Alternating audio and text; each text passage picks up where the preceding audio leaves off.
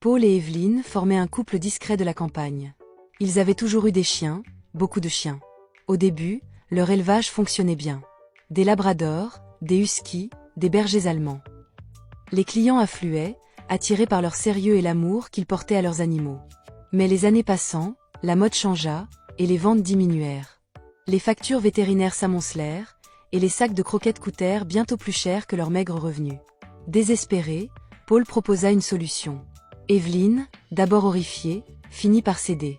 Ils commencèrent à élever certaines portées non pas pour les vendre, mais pour se nourrir. Les chiots qui ne trouvaient pas preneur étaient engraissés et congelés, prêts à devenir des plats de viande. Le couple se persuada qu'il n'y avait rien de mal à cela. On les a élevés, c'est mieux que de les abandonner. Un jour, un éleveur en difficulté leur vendit une femelle chinook, une race rare et magnifique.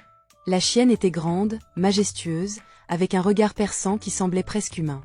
Paul et Evelyne virent en elle une opportunité de redresser leur élevage. Ils attendirent sa première portée avec impatience. Lorsque les chiots naquirent, leur beauté dépassa leurs attentes. Mais malgré leurs annonces, aucun acheteur ne se manifesta. Les semaines passèrent, et les chiots grandirent. À 4 mois, Paul et Evelyne savaient qu'il fallait prendre une décision. Comme avec les autres, ils décidèrent de les préparer. La mère, qu'ils avaient surnommée Nira, observait tout. Elle pleura ses petits pendant des jours, cherchant leurs odeurs dans chaque recoin. La douleur se transforma en rage. Une nuit, Nira trouva la pièce où Paul et Evelyne entreposaient les peaux des chiots. Parmi les morceaux de cuir, elle reconnut l'odeur de ses bébés. Quelque chose se brisa en elle. Dès le lendemain, Nira changea. Elle devint agressive, dominante, prenant le contrôle des autres chiens du chenil.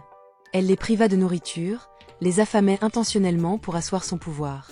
Les autres chiens, affaiblis et apeurés, se soumirent une nuit, après leur habituel repas, Paul et Evelyne s'endormirent devant la télévision. Nira savait que c'était le moment. Elle ouvrit silencieusement la porte du chenil. Les chiens, désormais réduits à des carcasses de colère et de faim, se rassemblèrent autour d'elle. Le premier à mourir fut Paul. Nira sauta sur lui, plantant ses crocs dans sa gorge. Le sang jaillit, et son cri réveilla Evelyne, qui n'eut pas le temps de réagir. Nira l'attrapa par la nuque et la traîna devant la meute. Les chiens comprirent alors. C'était leur tour de se nourrir.